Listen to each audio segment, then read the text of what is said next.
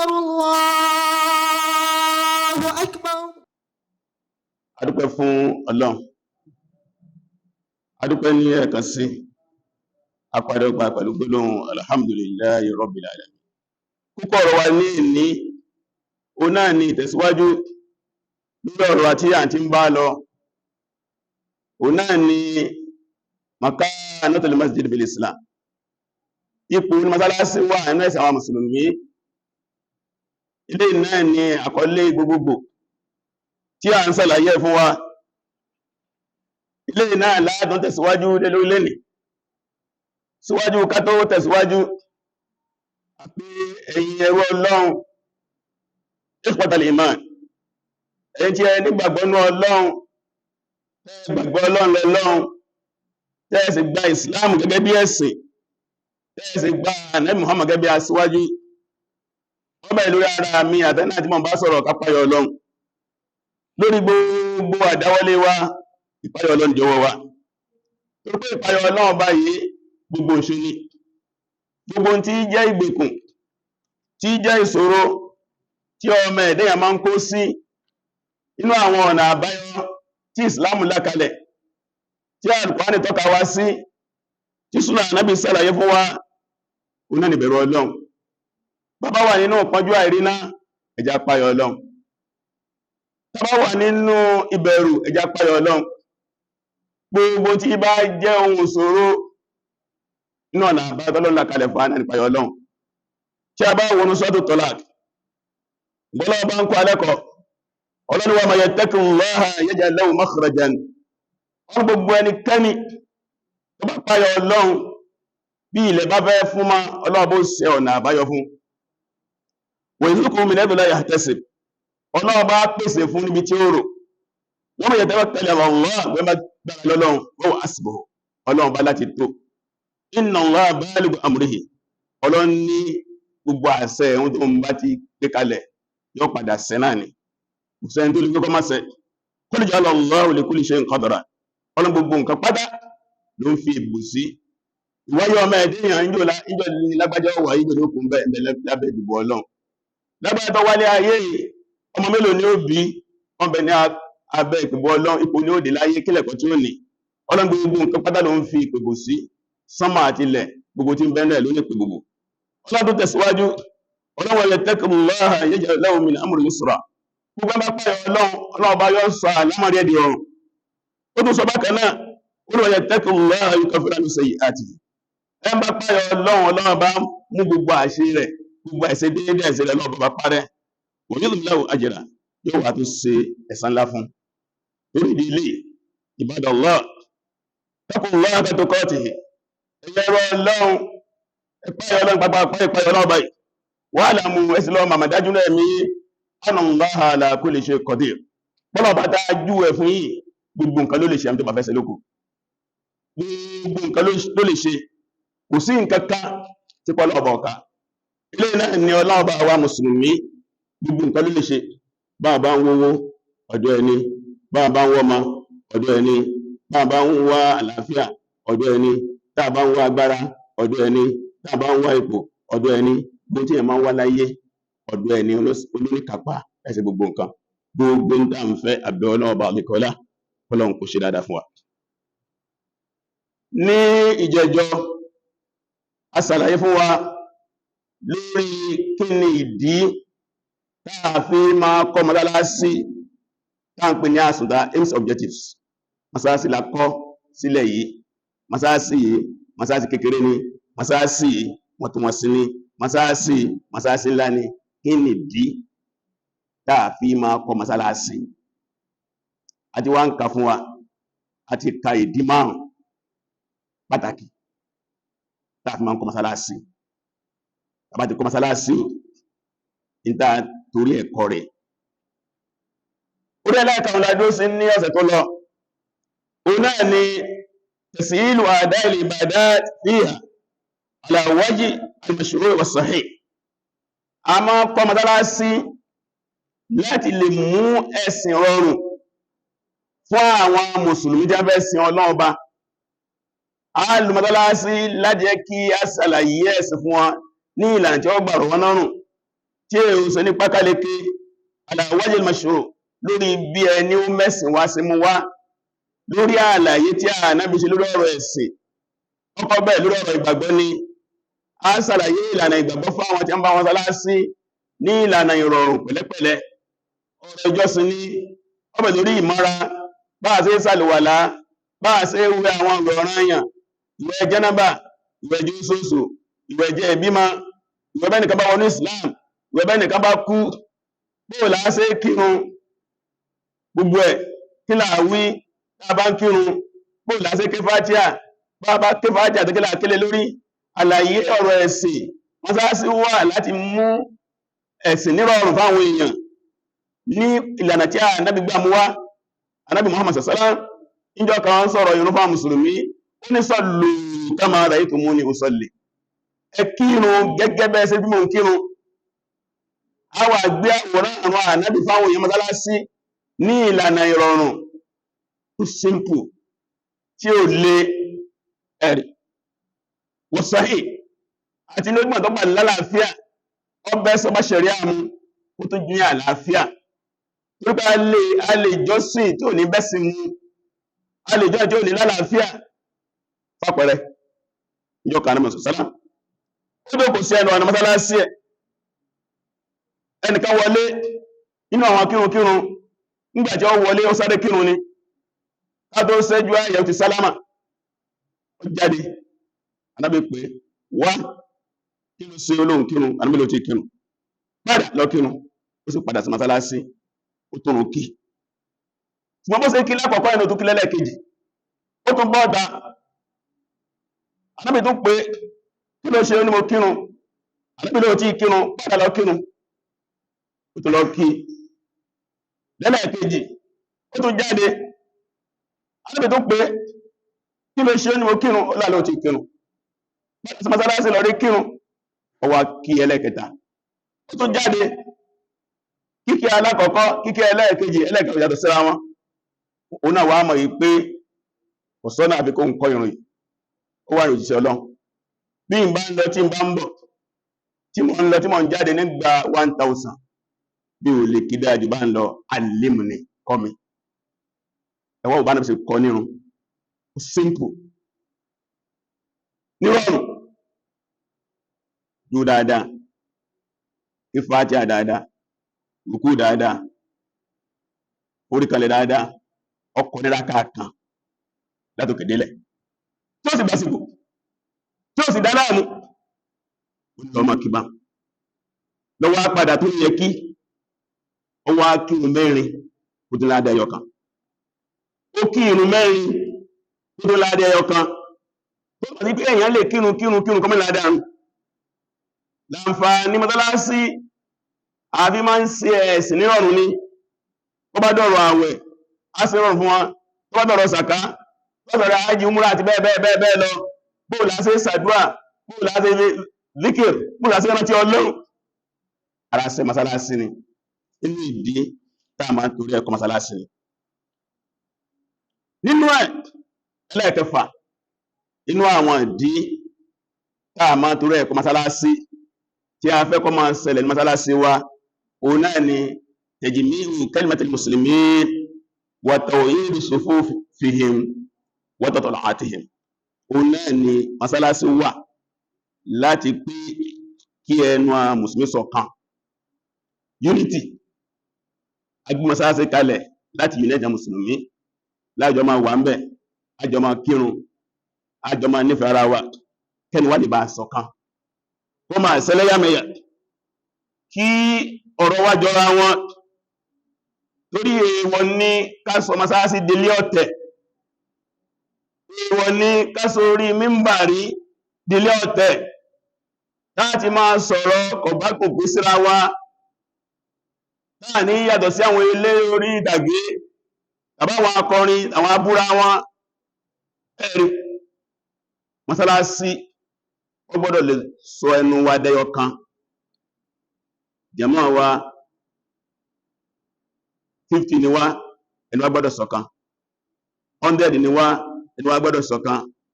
1000 ni wá ẹnu wa gbọ́dọ̀ ṣọ̀kan ara àǹfààní mọ́sálásí nìyẹn táà ń torí ẹ̀kọ́ mọ́sálásí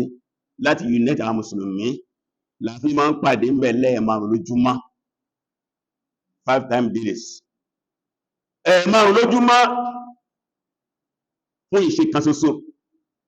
a ní ìmáàmù tó wà wájú wa bọ́ọ̀lù sàlá àkbárù àná sàlá àkbárù nígbà náà bí ó sọ̀rọ̀ ìmáàmù ó ní fa idha kabbara fakabbiru tí ìmáàmù bá ti ṣe Allahu akbar náà sàlá àkbárù fa idha raka'a farka'u tó bá rùkú iná rùkú á fi ìṣe wa tẹ̀lé ìṣe ìmáàmù wa ní sọ pé ẹyọ kan ni wá aṣíwájú kan náà là ní nítorí pé ọkọ̀ yìí sí wa ni tí ọmọ tí ń lọ lẹ́yìn àníyapa rẹ̀ ó bá náà rò àná wà náà rò tó bá gbà náà lọ rùkú lọ́fọ̀ríkálẹ̀ àwọn náà foríkalẹ̀ àti bẹ́ẹ̀ bẹ́ẹ̀ lọ tó ní díẹ̀ lásìkò ànábì sálám nígbà ànábì dé ìlú Mádínà sallallahu alaihi wasallam tó lè pé gbàrà tó wọ̀lú ọkọ̀ masáyà tó wà ní Kùbá níbẹ̀ lámì kọ́ dé sí àbáwọ̀lú ní Kùbá yìí ànábì wà ń bẹ̀ níbi ọjọ́ mẹ́ta àwọn masáyà sí síbẹ̀ lẹ́yìn ìgbà yẹn láwọn kan náà bá tọ́lọ kọ́ mọ́sálásí tí wọn àṣí mọ́sálásí tí wọ́n kọ́ yìí mọ́sálásí ọ̀tẹ̀ ni àti mọ́sálásí akọ́ yìí mọ́sálásí ó fi máa sọ̀rọ̀ di kèfèrí ni nígbà wá kọ́ tán wọ́n bá Ànábì wọn sàṣẹ́lá pé àti kọ́ mọ́sálásí o tánàbí wá bá wọn kírun àkọ́kọ́ ń bẹ̀ bí ìgbà tán sọ pé a fẹ́ òkun mọ́sálásí ó wá bá wọn kírun àkọ́kọ́ ń bẹ̀ Ànábì sì gbà kúkú máa níyàn wọn kò sí mọ́kàn wọn Ànábì gbà láti wá bá wọn kírun àkọ́kọ́ ń bẹ̀ ṣùgbọ́n àsìkò yẹn Ànábì múra ogun kan lọ́wọ́ táǹgbé ní Gazat Tabuk Ànábì múra ẹ̀ lọ́wọ́ tí wọ́n ní tí ń bá dé ma wá kírun fún yín bẹ̀ ìrun àkọ́kọ́ nígbà Ànábì dé sallallahu alaihi wasallam wọ́n lọ bá Ànábì gẹ́gẹ́ bí àdéhùn tó ṣe fún wa ọ̀yá Ànábì náà múra sallallahu alaihi wasallam láti lọ kírun fún wọn bẹ̀ bẹ́ẹ̀ ni àṣẹ náà bá dé ọlọ́wọ́ tó àṣírí àti akọ mọ́sálásí tí a bá wo Suratu Tawbah 1 chapter 9 aya 171-110 ẹgbọ́n tí ọlọ́ba Allah sọ ọlọ́ni walladhina ittakhadhu masjidan dirara ọlọ́ni walladhina ittakhadhu masjidan dirara ọlọ́ni àwọn tí wọ́n kọ́ mọ́sálásí ìnira ọlọ́run kọ́ mọ́sálásí ẹni mọ́sálásí ìnira mọ́sálásí burú wa kufuran mọ́sálásí pé bá wọ́bẹ̀ yóò di kèfèrí ní jẹ́ ni ọlọ́run mọ́ fún jọ máa rí mbẹ̀ wa tafruqan bayna al-mu'minin mọ́sálásí tí ó fẹ́ tún àwọn mùmínì ká tí wọ́n máa ṣe lọ́tọ̀ọ̀tọ̀ wa saddan liman haraba Allah wa rasulahu min qabl mọ́sálásí pé wọ́n gbé kalẹ̀ fún àwọn tí wọ́n gbé ogun ti Ọlọ́run àti iṣẹ́ rẹ̀ láti máa forí pamọ́ síbẹ̀ láti ṣèbàjẹ́ ọlọ́ni wà la ya'rifunna bí ìdánibà abẹ́rẹ́ lè pé torí kílẹ̀ fún mọ́sálásí ó ní wọ́n máa búra wọn afọ́lọ́n búra in aradna illa al-husna àlérò gbà burúkú kan lórí láti wáta akọ́ yìí dáadáa lágbà lérò bí ìlàfẹ́ mọ́sálásí ṣe wọ́n wù bẹ́ ọlọ́ni wallahu yashhadu innahum lakadhibun ọlọ́run ló ń jẹ́rìí pé òpùrọ́ ni wọ́n mọ́sálásí bú ni mọ́sálásí ìnira ni mọ́sálásí àìnígbàgbọ́sọ́lọ́ ni mọ́sálásí tí ó pín àmùsí yẹ́lẹ̀yẹ̀lẹ́ ni mọ́sálásí tí ó fi máa dẹ̀dẹ̀ àwọn tí ó gbọ́tọ̀ Ọlọ́run tí ó pọ̀tọ́ Ọlọ́run tọkọtò ṣẹ́ ni mọ́sálásí yẹn ilé ibi ni torí díẹ̀ lẹ́ẹ̀tàkún fi àbádá ìrẹ́ ànábẹ̀ ọgbọ̀ débẹ̀ kírun láíláí lamasjidun usala taqwa ní awwal yawmi ọlọ́ni ó ní mọ́sálásí dáadáa ni tí wọ́n fi lọ́lẹ̀ lórí ìpayọ̀ Ọlọ́run ní ọjọ́ àkọ́kọ́ tí rẹ̀ ànábì wọ̀lú Mádínà àhákù an takuma fihi òun lọ́lẹ́dọ̀kọ́ kírun bẹ̀rù tí ìrìjà lọ́n tó gbé mbẹ̀mbẹ̀ àwọn kírunkírun àwọn ẹni rí yuhibbuna yatatahharu tó pé gbogbo ìgbà wọ́n fẹ́ máa wà ní mímọ́ wallahu yuhibbul mutahhirin Ọlọ́run nífẹ̀ẹ́ àti wà mímọ́ Ọlọ́run afama asasa bunyana ala taqwa min Allah wa diwani Ọlọ́run tí ṣe pé mọ́sálásí tá a fi lọ́lẹ̀ kíkọ́ rẹ̀ lórí ìpayọ̀ láti Ọlọ́run khairun olóore so nǹkan lólórí ni amman asasa bunyanahu ala shafa bíbùnà harin tààlẹ̀bí masalasi tó ṣe pé etí bèbè náà lágbèsí wọ́n ní àràbí ìfi jahannam kọkàn kò sínú jahannam bẹ́ẹ̀ ni wallahu la yahdil qawma adh-dhalimin ọlọ́run ní fi ọ̀nà mọ́ àwọn alábòsí. Nígbà tí àyà sọ̀kalẹ̀ ọlọ́ba tó àṣírí àníyàn àwọn tí wọ́n kọ́ masalasi báníyàn wọn dá báyìí ni ànábì ló gbé àwọn sàbí ẹ̀ dìde ó ní kí wọ́n lọ rẹ̀ wò wọ́n sì lọ rẹ̀ wò masalasi yẹn pátápátá. Bàbá Ibn Qayyim rahimahullah ó ń bẹ̀rẹ̀ pé gbogbo ààyè táyà bá ti ń ṣèbàjẹ́ tí wọ́n àṣetọ́ lọ́hùn tó gbé gbé kalẹ̀ nítorí ọ̀tẹ̀ bá ní ìjọba rere ìjọba láti wó bẹ́ẹ̀ ni wọ́n láti wó ni kódà gánì tọ́lọ́ làwọn ṣe ń bẹ̀ pé bàjẹ́ ní bá ń ṣẹlẹ̀ ìjọba wó ni wọ́n ìtorí díẹ̀ gbogbo ààyè ọ̀tẹ̀ ààyè burú ààyè ìbàjẹ́ ibi tí ń mutí ibi tí ń dìtẹ̀ ibi tí ń sáwó nínú bí a bá ti níjọba Islam wà wó ni torí díẹ̀ inú nǹkan tí abẹ́tí masalasi ṣe òun náà ni tawhidu kalimatil muslimin tajmiu kalimatil muslimin wa tawhidu sufufihim kẹ́nà mùsùlùmí ṣọ̀kan kan wà dáadáa ká má fi ààyè ọ̀tẹ́lẹ̀ nínú masalasi. Bákan náà nínú ìdí àsùndáadáa tó rẹ̀ máa kọ́ntálásí ẹlẹ́ẹ̀keje تنمية الثقافة الإسلامية الصحيحة والوعي الإسلامي الصحيح بين المسلمين. A máa lo mọ́sálásí láti mú ìdàgbàsókè bá ọ̀làjú àwọn mùsùlùmí, àwọn táǹpé ní Islamic awareness, àwọn nǹkan tí ó yé wọn kó dín tó yé wọn, kí wọ́n lajú, kí wọ́n mọ̀, kí gbogbo ọ̀rọ̀ ẹ̀sìn yé wọn, kí lẹ̀sìn fẹ́ kí lẹ̀sìn ọ̀fẹ́. Tójúmọ́ jẹ́ bá ti ń wá mọ́sálásí wọ́n máa lékún lọ́làjú Islam, wọ́n máa lékún ní ìmọ̀ Islam, wọ́n máa lékún ní orí Islam tó pé ilé ẹ̀kọ́ mọ́sálásí ilé ọ̀làjú mọ́sálásí lẹ́rí àwọn ọ̀rọ̀ ńláńláńlá àwọn àṣẹlẹ̀ ńláńláńlá gbàtà fẹ́ yẹjú orí mímbàrí ni mọ́sálásí ni. Fàpẹẹrẹ ẹnìkan pè ní Bunu Lutubiyya. Bunu Lutubiyya yìí sahabiyyun jalil sàábí ni. Ẹjá wo ẹ̀kọ́ tá fẹ́ kọ́ lára rẹ̀, ẹ̀kọ́ tá mùsùlùmí ọkọ̀ rú ẹ̀rí tẹ́lẹ̀ wọ́n dájú sí alábìnrin rán níṣẹ́ sallallahu alaihi wasallam oníkọlọ gba sàkáwà. Àwọn tó rán pọ̀ nígbà tó débi tí ó ti gba sàká lọ́wọ́ àwọn olówó ó fi dáadáa bá àwọn olówó yẹn lò gan, ó fi ìwọ ọmọlúwàbí ó fi hàn pé ànábì lọ́rán níṣẹ́ ó fi bá wọn lò, kò dá wọn láàmú. Wọ́n yọ sàká fún tán inú wọn dùn, wọ́n tó wá fún ní ẹ̀bùn, wọ́n tó fún lẹ́bùn gidi inú orú nǹkan jẹ́ bí ọ̀sàká. Ó dàbí kí ó ṣe pé ìyá ti lọ gba sàká, ràkúnmí ni wọ́n ń sìn tàbí màálù ni wọ́n ń sìn tàbí ẹran ni wọ́n ń sìn, nígbà tí wọ́n fún ní ẹran sàká táwọn tó fún lẹ́ran. Tàbí nǹkan ọ̀gbìn òun náà ni nígbà tí wọ́n yọ sàká tán wọ́n tó fún níbẹ̀. Gẹ́gẹ́ bí ẹni aránṣẹ́ tó wọ́n sáré jẹ́ gbà sàábé ó sì dé síwájú ànábì pẹ̀lú gbogbo tí wọ́n fún ní sàká, ó wá fi ẹ̀bùn tí wọ́n fún pamọ́. Pẹ́pẹ́lú míì ni sàká nìkan ní ó kó wá kò ní kẹ́bù wá. Kápọ̀ wo òdodo àwọn sàábé ànábì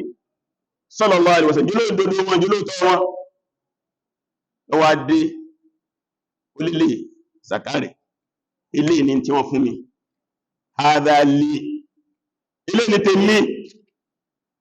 ó sàlàyé fún ànábì tí wọ́n mọ̀ pé ẹ̀pọ̀ wọn sàbẹ́ náà mọ̀ pá ìdá ló ṣe. Ojú ànábì pọ́n, ojú ànábì yí padà, ànábì bu orí mímbà mọ́sálásí ẹ̀ ẹ̀rì oyin náà lógo. Ó lẹ́yìn náà ẹbẹ̀rù Ọlọ́run, ó ní káàrin ẹnìkọ̀ọ̀kan yín ṣẹ́ lọ síbì kan kẹ́ máa jẹ́ aṣojú wa, kẹ́ wá dé kẹ́ máa pé lè ní tí ẹmú wá tó jẹ́ ti wá, kẹ́ máa pé lè ní tèmi bí arákùnrin ṣe sọ àlọ́pàá náà kẹsàrákùnrin tó lè sọ pé lè ní tòun ó tẹ́ tó bá ń bẹ́lẹ̀ bàbá rẹ̀ àbílẹ̀ ìyá rẹ̀ lè yọ́ jẹ tiẹ̀ tó bá ń bẹ́lẹ̀ bàbá rẹ̀ àbí ìyá rẹ̀ lè yọ́ jẹ tiẹ̀ ó ṣe wíkẹ́ lẹ́nu ẹ ṣọ́ra mo ń kiri àlùkámà fún yín tí a bá ń gbádùn nǹkan báyìí yóò di wà lásì àlùkámà omi ò di ràkúnmí tí a máa kẹ́ omi ò di màálù yóò di ara tí a máa pariwo lé lórí bẹ́ẹ̀sì ẹni rí gbígbé gbà lọ́jọ́ gbẹ̀dẹ̀ àlùkámà sábẹ́ yìí ń gbọ̀n yín gbogbo mùsùlùmí náà bẹ̀rẹ̀ sí ìgbàgbẹ́ èyí tó lélẹ̀ ìgbà tí mo ní pé èèwọ̀ ní bribe èèwọ̀ ní kí a wà ń bí iṣẹ́ kan kí a ní ẹ̀tọ́ tí wọ́n fa bí iṣẹ́ ẹ̀ka tí wọ́n gbà nǹkan mí tàbí kí wọ́n wá ń ṣe lọ síbi kan ilé iṣẹ́ lọ́nà wa ní individual ní ìjọba ní láti lọ sojúṣe káwa ní ẹ̀bùn alẹ́bùn káwa ní tiwa ní a ń láti fi jíṣẹ́ tábà fi jíṣẹ́ lẹ́yìn tó wà nípò àṣẹbá ní a máa mú lọ́dọ̀ tó di tiwa àgbọ̀ orí tiwa níjọ ìlànà bí fún ọ ní fíkì oríṣìíwá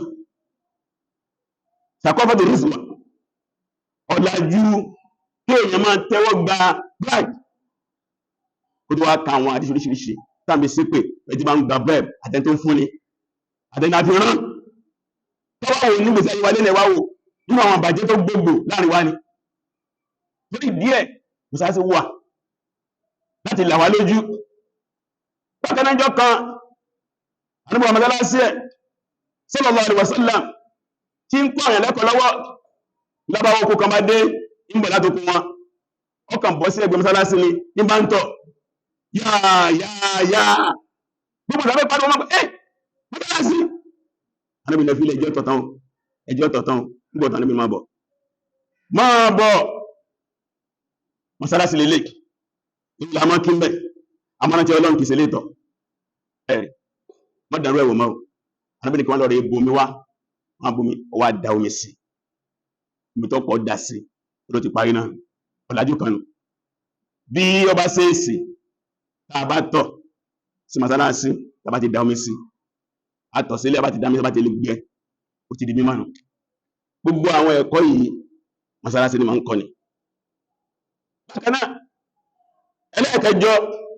nínú kẹta máa ń tó rẹ̀ ẹ̀kọ́ mọ́sálásí oníkẹ́sùrú ìtààwọn wọ̀tàráhùn wọ̀tàkáfùn fẹ́ẹ̀tẹ̀ mùsùlùmí o náà ni a máa ń lo àǹfààní mọ́sálásí láti gbíkalẹ̀ láàrin mùsùlùmí ẹ̀mí ìfọwọ́sowọ́pọ̀ tààwọn ẹ̀mí ká corporate wọ̀tàráhùn ẹ̀mí ká máa ṣàánú ara ẹni wọ̀tàkáfùn ẹ̀mí ká máa nara ẹni lọ́wọ́ ká máa bá dẹ̀ bùkátà fẹ́ẹ̀tẹ̀ mùsùlùmí nígbèsè mùsùlùmí tó ní pé tá a bá ní ìṣòro kan mùsùlùmí a máa ń gbé lọ sí mọ́sálásí wà láàyè ìfọwọ́sowọ́pọ̀ mọ́sálásí wà láàyè àánú ilé àánú ni mọ́sálásí wà ní ilé ìrànà ẹni lọ́wọ́ ìbáyàdá gbọ́ bùkátà Jarir ibn Abdullah radiyallahu ta'ala anhu ó sọ̀rọ̀ àwọn ẹ̀kọ́ fún wa ó ní kunna inda Rasulillah sallallahu alaihi wasallam fi gbogbo náà ó ní ọkà wà lọ́dọ̀ ànábì mọ́sálásí lọ́wọ́ àárọ̀ tó sàfẹ́ dé ìka pé bí ọwọ́ aago mọ́kànlá àárọ̀ ó ní bẹ́ẹ̀ ni akọ̀ wá dé wọ́n dé akọ̀ kan dé ó ní wọn àbọ̀ bàtà wọn àwọ̀sọ wọn rìnsẹ̀ wá ní wọn àlásọ ó láwọn kan sán awọ àmọ̀tẹ́kùn mọ́dì ó ní àmì ìyà ń bẹ lára wọn bí mùsùlùmí ni wọn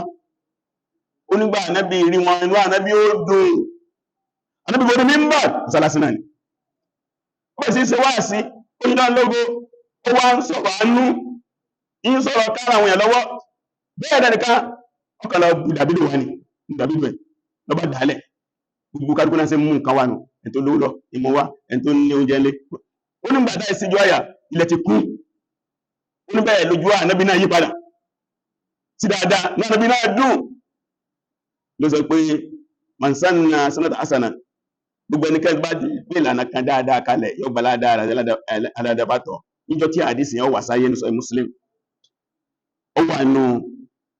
ó wà nù ìtọ́fàtà jẹ́ fi wáyé ẹni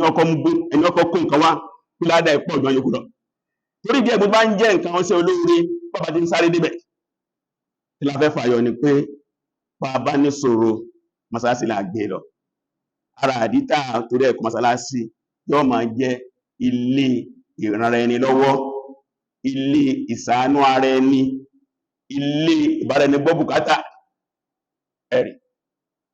Eléyìí inú àwọn ìdí táà torí ẹ̀kọ́ mọ́sálásí nìyẹn. Ẹlẹ́ẹ̀kẹsàn-án òun náà ni tarbiyat abnai wa banat al-muslimin tarbiyatan islamiyatan sahihatan shamila mutakamila. A máa ń lo mọ́sálásí inú dáadé máa kọ́ mọ́sálásí láti tréní àwọn ọmọ mùsùlùmí lọ́pìn lóbi, ká fún wọn ní Islamic training, proper authentic Islamic training tó wà comprehensive lórí ìdàgbàsókè ẹ̀mí wọn, kí wọ́n lálàáfíà ìdàgbàsókè ẹ̀mí nínú òròrí wọn, kí wọ́n lálàáfíà nínú òròrí nínú wà wọn, kí wọ́n lálàáfíà nínú wà nínú okun ara wọn, kí wọ́n ní àlàáfíà nínú okun ara. Mọ́sálásí wà nípa ọ̀pọ̀lọpọ̀ mọ́sálásí náà kéré tó agbọ́ ní ètò fáwọn ọmọ táwọn ọkọ̀ àwọn ọmọ wa, ọmọkùnrin ọmọbìnrin, gbogbo eléyìí ara ètò mọ́sálásí ni. Ẹlẹ́ẹ̀kẹwàá i'dadu rijal hamlat risalat al-islam al-khalid. Mọ́sálásí là máa ń lò láti tréní àwọn akọni àwọn òmìrán tó rí pé wọ́n máa polongo sí Ọlọ́run bá káàkiri. Gbogbo àwọn sàábí Ànábì pátátá máa ń sọ yẹn. Abubakar ni, Umaru ni, Uthman ni, Ali ni, Abdullahi ibn Umar, Abdullahi ibn Abbas, Abdullahi ibn Mas'ud, Abdullahi ibn Zubair, Khalid, wọn bẹ́ẹ̀ lọ. Abu Musa al-Ash'ari, Abu Ubaidah, Sa'd ibn Abi Waqqas, Aisha, Sofiyya, Ruqayya, Nusayba, Zainab, Fatima, Asma. Pé wọ́n bá dá tí wọ́n jẹ́ akọni, àwọn aṣíwájú ayé, àwọn aṣíwájú ogun, àwọn náwónáwó, àwọn ọ̀jọ̀gbọ́n, àwọn amòfin, àwọn akọni, sàásílẹ̀ náà bí tírẹ̀ ni wọn. Kulluhum talamizul masajid, tulabul masajid. Gbogbo abádá ọmọdé ẹ̀kọ́ mọ́sálásí ni wọ́n. Kharaju bi madrasa Muhammadin sallallahu alaihi wasallam. Wọ́n jáde nínú ilé ẹ̀kọ́ Ànábì tó kí mọ́sálásí ẹ̀ náà ni ilé ẹ̀kọ́ yìí. Eléyìí láàfírí àwọn ìdí tí a máa ń torí ẹ̀kọ́ mọ́sálásí, òun náà lákàfà ìdí 10. Káwá wo mọ́sálásí wa lẹ́ni, kálukú wo mọ́sálásí wa,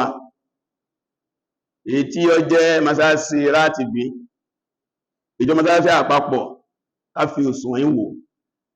ṣe tí a ń sọ ní bẹ́m̀bẹ̀. A rí pé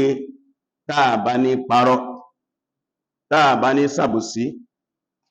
ó kéré mọ́sálásí tí ń serú tá ń sọ yìí. Táà bá gbogbo nǹkan tá ń sọ yìí lára rẹ̀, nígbàtí ọba tí wá tí sí mọ́sálásí ò tí jẹ mọ́sálásí gidi. Níta torí ẹ̀kọ́ àti ìlò fún